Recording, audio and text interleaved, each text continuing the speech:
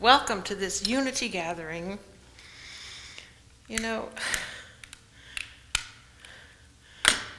So what is unity anyway? It's so hard to quantify what unity is. People are always saying, I've been coming for years and I still can't tell anybody at a cocktail party what it is that I am doing in unity.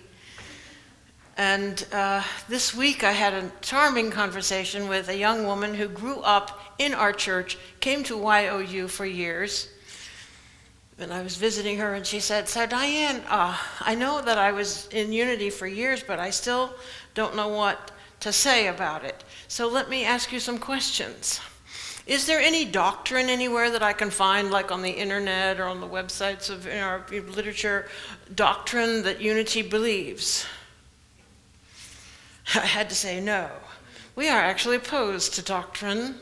And if anybody watched the YouTube video that I sent as an attachment to our email prompts to come to service, it was Emmett Fox, and at one point he says, Jesus taught no doctrine, and neither do we. We do have teachings, though, and that's what we spend our time contemplating, our teachings. And the second question she asked was, well, then what do you teach about heaven and hell? I said, well, heaven, we teach, is a state of consciousness, very simply. And she said, well, then I guess hell is too. You got that? And then the third thing she said was, why do you, meaning us, teach the Bible? Now there's a question. Because there's a lot to say about that, but I'm just going to give you the short answer. And it's not going to be that short. Okay. So the Bible is, when you think about it, it's easy to confuse the messenger with the message. The Bible is not the of truth. The Bible is the documentation of truth, you see.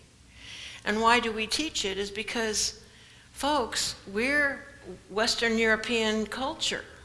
That's been the backbone, that's been the most consistent written word, the most consistent literature of the entire history of Western European and Eastern European civilization. So it's tradition, you know how in Fiddler on the Roof, the song, tradition, tradition. Human beings build on each other's learnings. And our civilization has been built successively each generation upon the Bible as a cornerstone of our thought, of our history, of our shared meaning. But I told her, and this has been agreed upon by many folks that I've cherished their opinion around here, you all. You know, my first sermon this year said we have lived out the Bible. We need to start creating new sacred history together, new sacred texts. And we are. That's what this new age of spirituality is all about. But we don't discard the Bible. And I just would like to say that the Bible contains the only written record of Jesus Christ's doings and teachings. And thereby it is sacred and irreplaceable.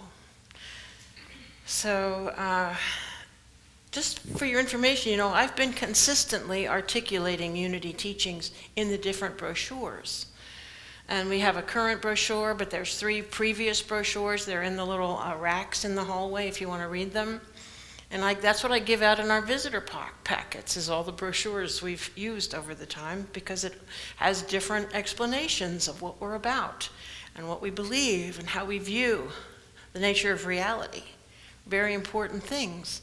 And the Unity magazine gives people a good insight into what our unity culture is and the things that we like to focus on. The current issue of Unity magazine that just arrived has Byron Katie on the cover. How many of you know her work?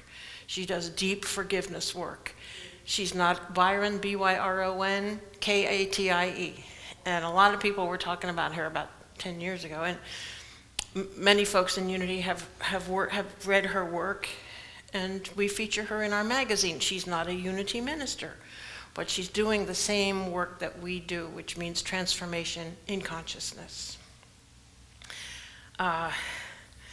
So the truth is endless. Wait a minute, I skipped one point. We do have the 5 basic principles. It's on the bulletin now. And that gives an overview of what we believe and what we teach, an overview. But it's not in depth, but it does at least give the idea that we're not just anything goes. Some people have that idea. Oh, at Unity, anything goes. No, anything does not go. The qualifications of our material are that it honors the individual Christ presence in each person and does not sabotage that, either by authority or by power or by substitution, any of that. We always honor the divinity within every person, and that is the requisite and requirement for any work that we present. So the truth is endless, and we can endlessly speak about the power of love, the mystery of consciousness, the beauty of spirit. And we should, and we will, this very day. I actually had an appointment with a physician today. This week. I was talked into it by our friend Bob Whitlock, who's a retired Methodist minister. I'm confessing to you now. This is the truth, what I did. And I told the doctor when he came into the room, I said, the only reason I'm seeing you is because Bob Whitlock talked me into it. I only need somebody to sign the dotted line when they carry my remains away. So he says, so no colonoscopy, no mammogram, no blood tests? I said, he says, why not? I said, because I have an agreement with my body to create perfect health ongoing. He nodded. He said, well, that works most of the time. Anyway, he let me alone, and he was good to me, and we had a nice conversation, because he has a PhD, and I asked him, why do you have a PhD, and what is it in? He says, in cellular biology. He says, I've studied the effect of minerals. Are they minerals? Metals. The effect of metals on biology, on plant biology, on human biology, on all kinds of living cells. And he says it's just a marvel how just one tiny little atom of iron makes everything possible for absorption of oxygen in the cells. One tiny atom of manganese makes chlorophyll able to produce sugar and oxygen. One tiny atom of calcium makes the body able to manufacture hard tissue.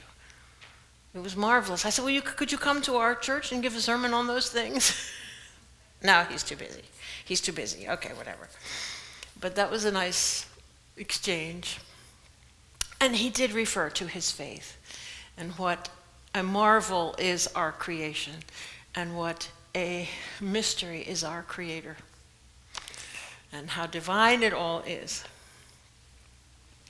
Well, truly, the miracles that are recorded in the Gospels are all simply demonstrations of mastery over the manifest world, or what we call the earth plane, the four-dimensional reality.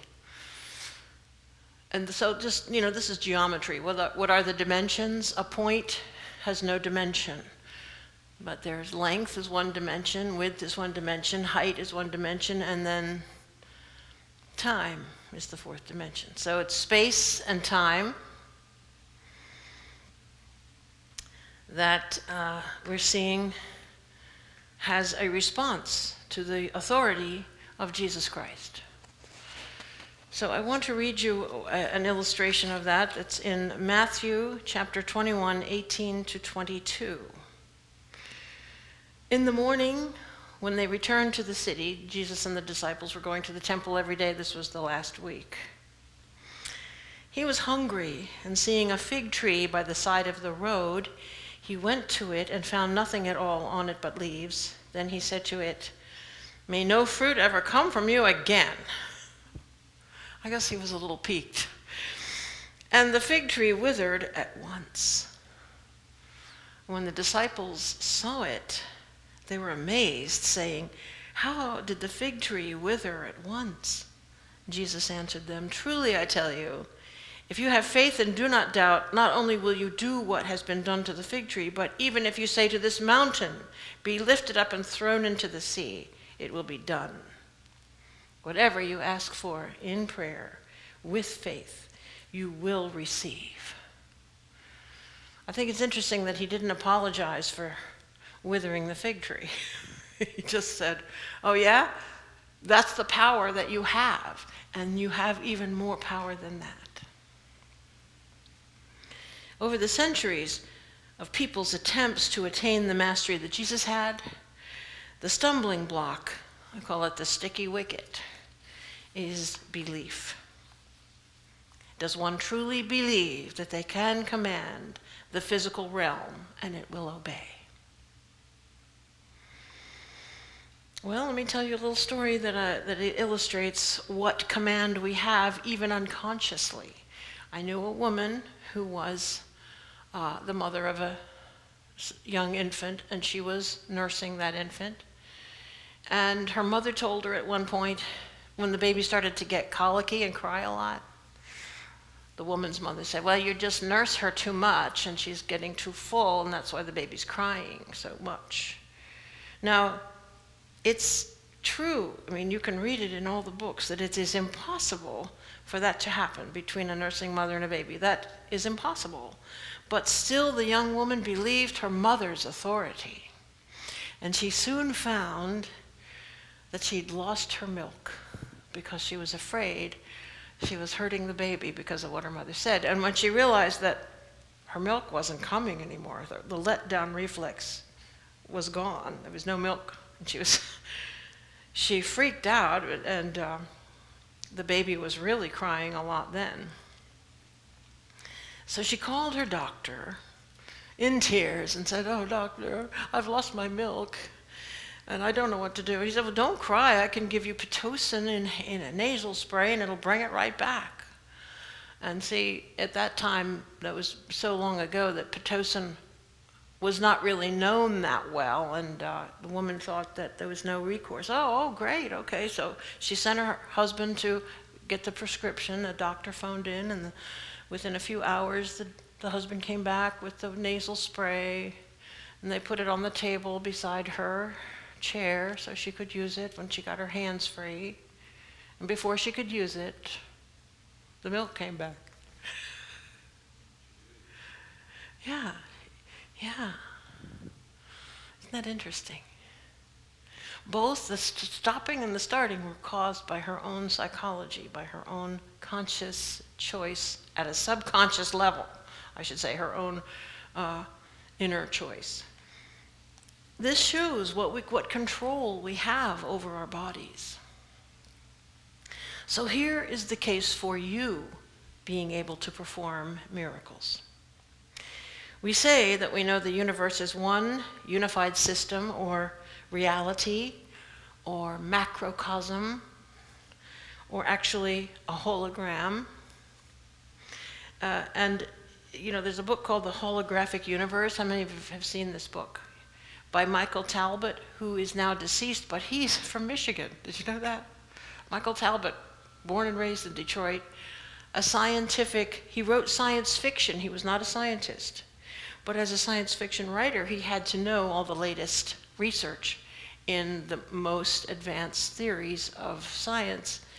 And so he created his own theory, and it made a very popular book called The Holographic Universe, and it explained a lot of the unexplainable phenomenon that's being discovered, which is how can a change at one point in anywhere in the universe happen simultaneously at another point? Because the holographic principle says that everything is contained in all points of the system. All the rest of the system is contained in that one point. I can't explain it all to you. I'm just referring to it, that it is one wholeness, the idea that we live in. So if we know that we control our own bodies and we are part of everything and connected to everything, then, simply put, we can control or master anything and everything that we want to. So, a lot of individuals and ministers and scientists back off from this absolute assertion that it's possible. And I'm so glad not many people are here today because I lose my nerve. But I truly believe this. I can't demonstrate it, for you powerfully and show it, but this physical earth plane is so convincing. And we're not required to master this universe. It's not, in Buddhism, we accept whatever happens. In enlightenment, we are surrendered to circumstances and we don't believe in their power over us. But I'm just saying that if you want to talk and look at Jesus, the miracle worker, this is what he's showing us, that we have authority and power over all the material world. So for Jesus of Nazareth, for Yeshua the Messiah, for Jesus Christ, the only begotten of the Father, it was so simple. And this only begotten of the Father is one of the stumbling blocks between unity and traditional Christianity. We believe that Jesus was the only begotten of the Father in the sense that the divine idea of the Christ is the only idea of humanity. And it's the only idea that is like humanity. It's the only idea that's in the image and likeness of God. And that's why it is the only begotten of the Father. But that doesn't mean Jesus, the individual. That means Christ, the expression of the divine idea. You get it? So that doesn't mean that we are not the only begotten. We are the only begotten as well. And it says that right in black and white in Course in Miracles all over the place, doesn't it? Yes. Okay, so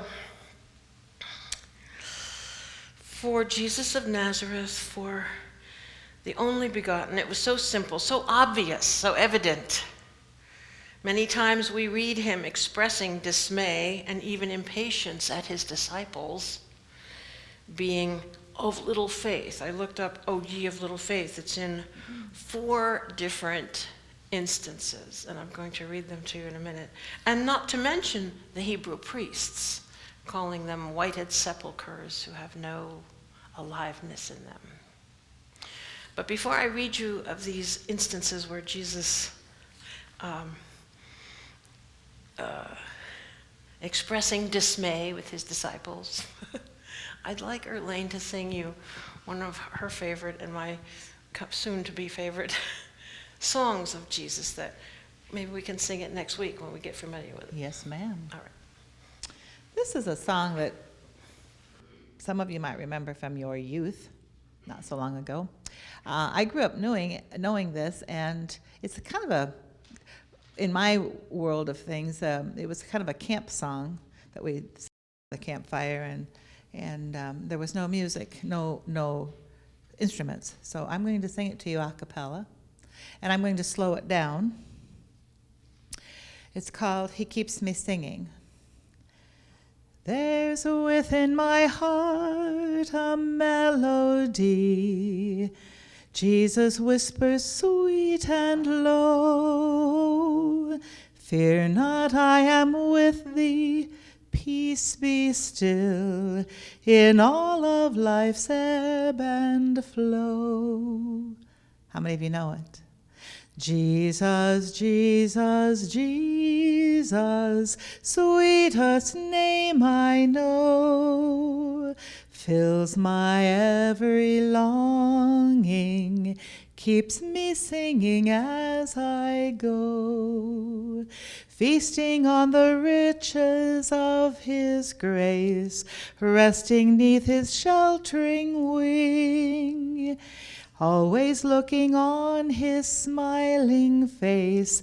That is why I shout and sing.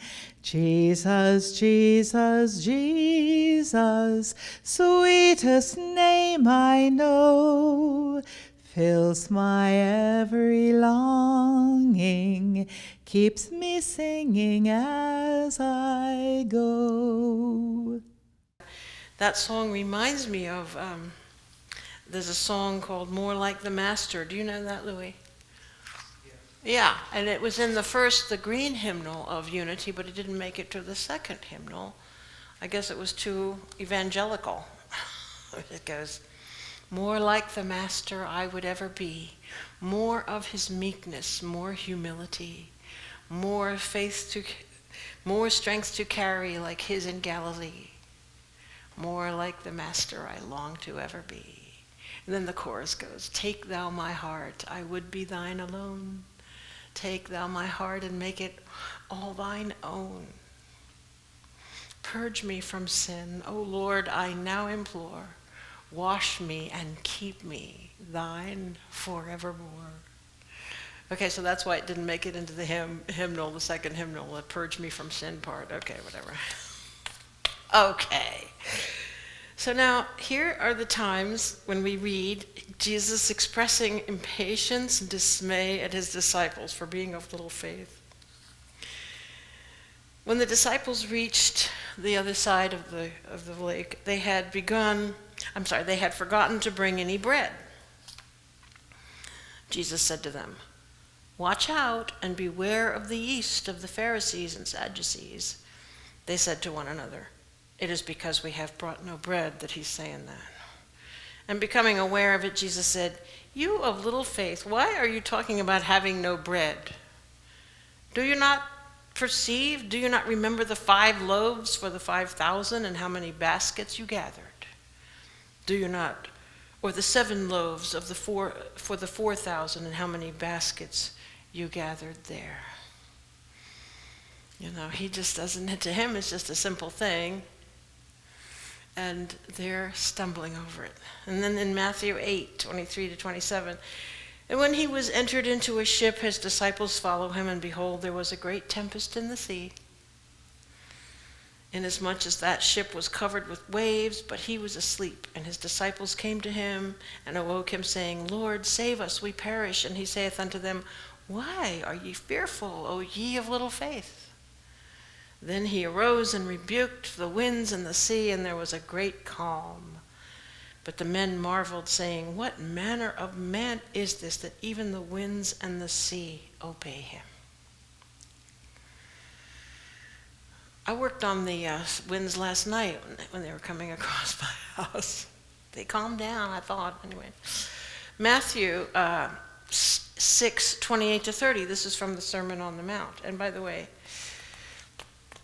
next week, the topic is Jesus the Revelator. That's a real word, Revelator. It means somebody who gives revelations. Revealer is not really a word. So we're going to talk about how Jesus revealed the truth, what he actually revealed in his teachings and parables. And this is one of the great sayings that he gave in the Sermon on the Mount. And when I was really trying to, every time I study for a sermon, I try to understand the scripture at a more and more profound level. The Sermon on the Mount, I grasped it more than I've ever before grasped it, and even the Beatitudes. And I'm thinking next week of reading the Sermon on the Mount in its entirety. What do you think? Is that too long? Anybody not want the Sermon on the Mount read? Okay, so here's from the Sermon on the Mount when he says, consider the lilies of the field, how they grow. They toil not, neither do they spin. And yet I say unto you that even Solomon in all his glory was not arrayed like one of these. Wherefore, if God so clothe the grass of the field, which today is, and tomorrow is cast into the oven, shall he not much more clothe you, O ye of little faith? And then Matthew 17:14 2:29. This is when he healed a paralytic. In this version, it's called a lunatic.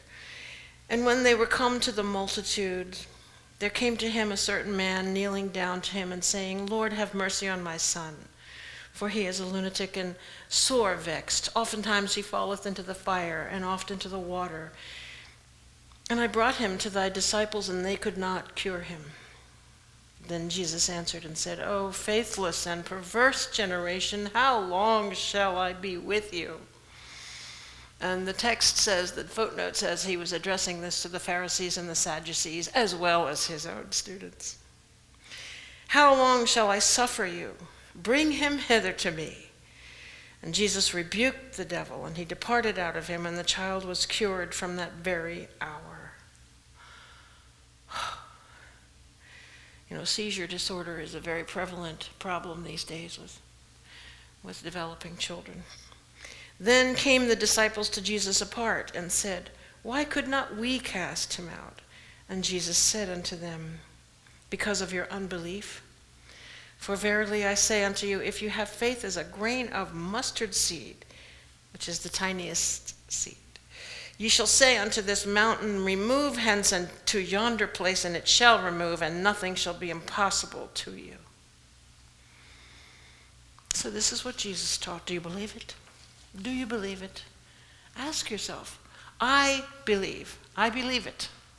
But obviously I don't believe it all the way through every vibration of consciousness yet. I haven't performed any miracles that I've seen yet. But I keep trying. In the instance of the woman who was healed by touching the hem of his garment, do I need to remind you of that, to tell you of that story? Jesus was in a crowd walking through, and a woman who had had an issue of blood, we would call it today, hemorrhaging constantly, year after year, big problem. She's crawling along, and she says, I know if I can just touch the bottom of his robe, I'll be healed. And it says he felt the power move out of him. Now, I want to emphasize, he wasn't being drained or strained in any way, but he was aware of the movement of energy and the subtle energy of his light body, and he felt divine life meeting an error condition and transforming it. He felt it. It's a beautiful, beautiful example of what we're dealing with here, that the material world responds and expresses the energetic precedence of it, the thought body, the vibrational energy, the electromagnetic radiation. All these different things are the same thing that cause transformation. We in the New Thought movement, who are the Christian scientists, I think, started the New Thought movement, and unity. Although we've denied it since the very beginning, we did not grow out of Christian Science. Well, we sort of did. The whole New Thought movement and New Age spirituality started with Christian Science, and Uniteers. I call us now Uniteers. How you like that? We're Uniteers. Well, you may have had a hard time in the recent decades with medical science saying that your genes, your heredity, your DNA determines your physical condition. When we founded the Unity movement on Myrtle Fillmore's conviction, I am a child of God and therefore I do not inherit sickness. Did anybody notice that inconsistency?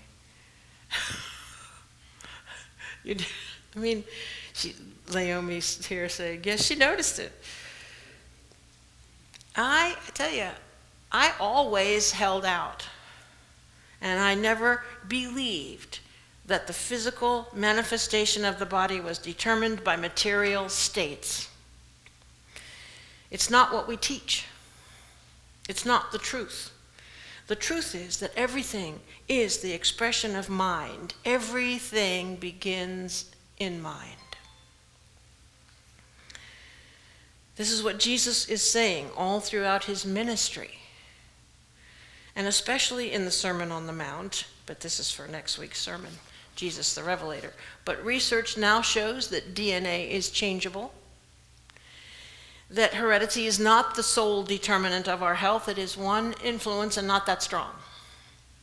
That the quality of our thoughts and emotions are at cause in, or is at cause, the quality of our thoughts and emotions is at cause in our physical state.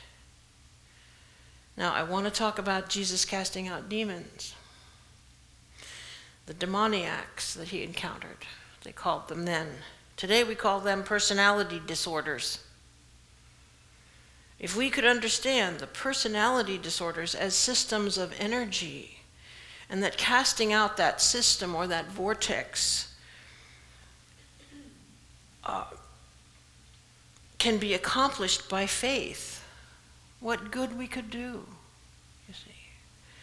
Making oneself victimized in situation after situation is a kind of system in the personality which, if it could be cast out, would leave the person cleansed, in a sense, and open to new choices.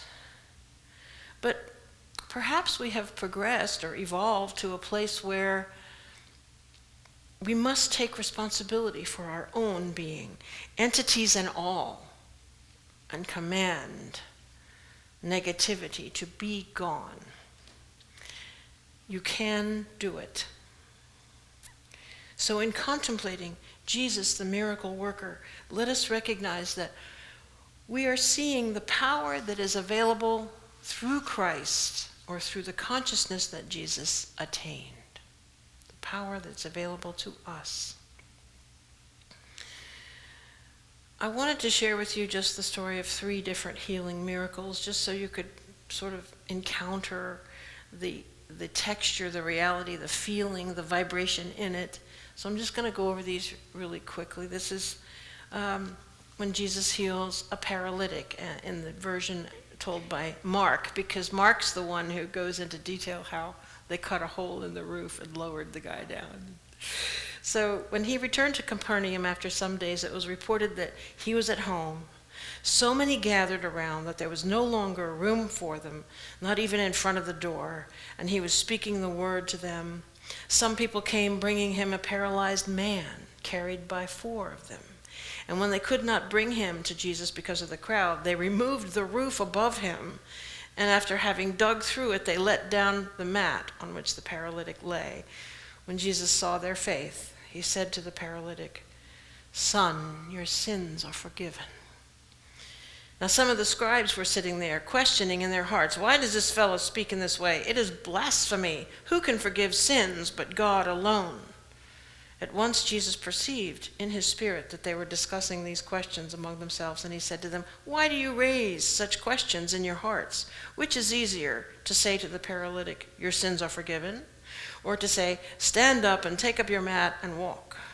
But so that you may know that the Son of Man has authority on earth to forgive sins," he said to the paralytic, "I say to you, stand up, take your mat, and go to your home." And he stood up and immediately took the mat and went out before all of them, so that they were all amazed and glorified God, saying, "We have never seen anything like this." And then this is only in the Gospel of John about the man who was born blind. As he walked along, he saw a man blind from birth. His disciples asked him, "Rabbi, who sinned, this man or his parents, that he was born blind?"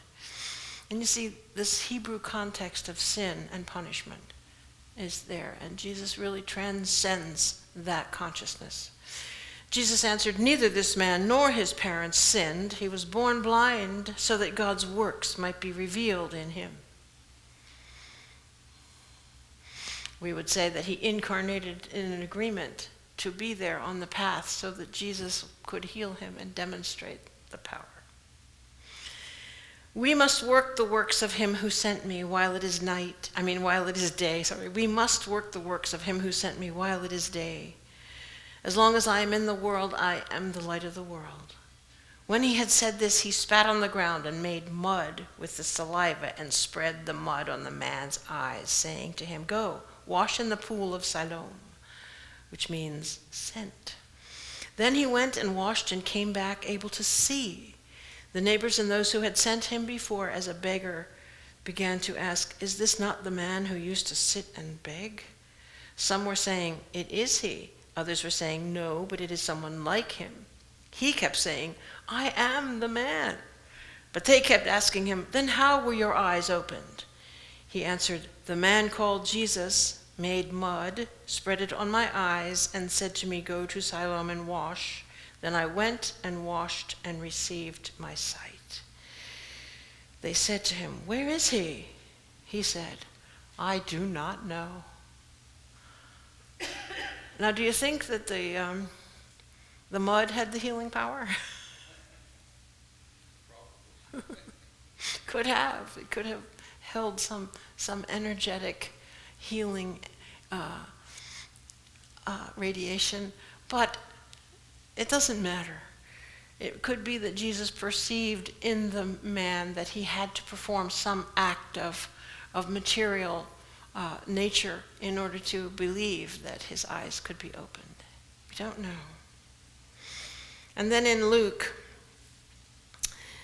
we read about him healing a woman. I wanted to have a woman healed here in the stories. Now he was teaching in one of the synagogues on the Sabbath, and just then there appeared a woman with a spirit that had crippled her for 18 years. She was bent over and was quite unable to stand up straight. When Jesus saw her, he called her over and said, "Woman, you are set free from your ailment." When he laid his hands on her, immediately she stood up straight and began praising God. But the leader of the synagogue, indignant because Jesus had cured on the Sabbath, kept saying to the crowd, "There are 6 days on which work ought to be done. Come on those days and be cured, and not on the Sabbath day." But the Lord answered him and said, "You hypocrites! Does not each of you on the Sabbath untie his ox or his donkey from the manger and lead it away to give it water? And ought not this woman, a daughter of Abraham, whom Satan bound for 18 long years, be set free from this bondage on the Sabbath day?" When he said this, all his opponents were put to shame, and the entire crowd was rejoicing at all the wonderful things that he was doing. Jesus knew the truth. Jesus decreed wholeness, and it appeared. Jesus is the evidence, the proof, that the power of faith, the power of divine mind activated by faith, has authority, has mastery over this material world. So let us see this world through the eyes of love, calling forth wholeness, peace, abundance, and joy as we journey together in a fellowship of Christ. Amen. So let's prepare for a time of meditation. This is the time in our service when we really partake of the deepest value of our gathering. I've been attending Unity my whole life, and every week that I have a meditation in the silence in the gathering prepares a bigger and bigger place in consciousness to live from. I really believe in doing this.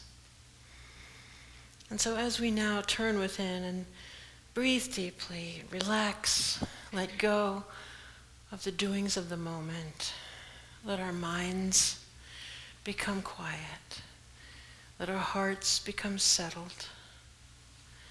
Release any stress or distress and come into that presence of peace, that inner light, that closet within where we listen for the still, small voice. And our statement for meditation is, I live in the miracle of faith. And so let us articulate, let us speak that heartily together. Together now. I live in the miracle of faith.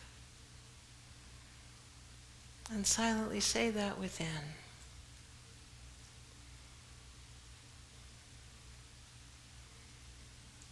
For as we allow this mystery to become part of our reality,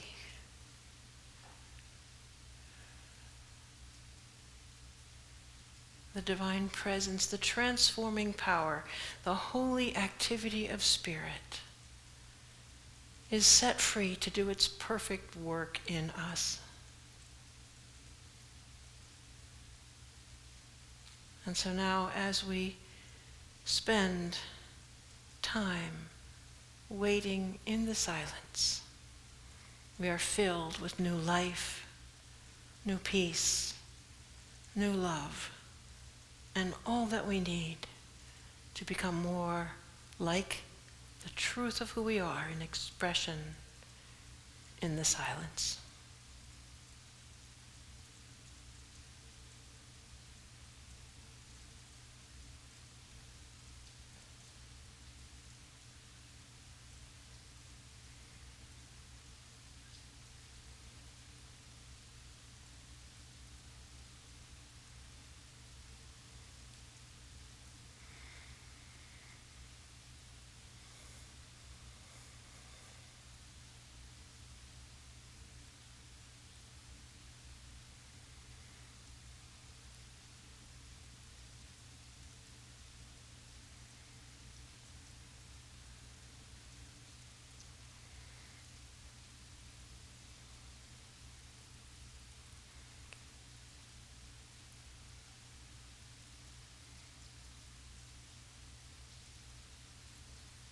Dear God, we give thanks for the assurance that all is well.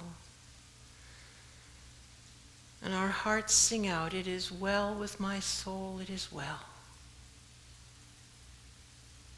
And we give thanks for this journey, step by step, day by day, seeing thee more clearly, loving thee more dearly, following thee more nearly, day by day. And so it is. Amen.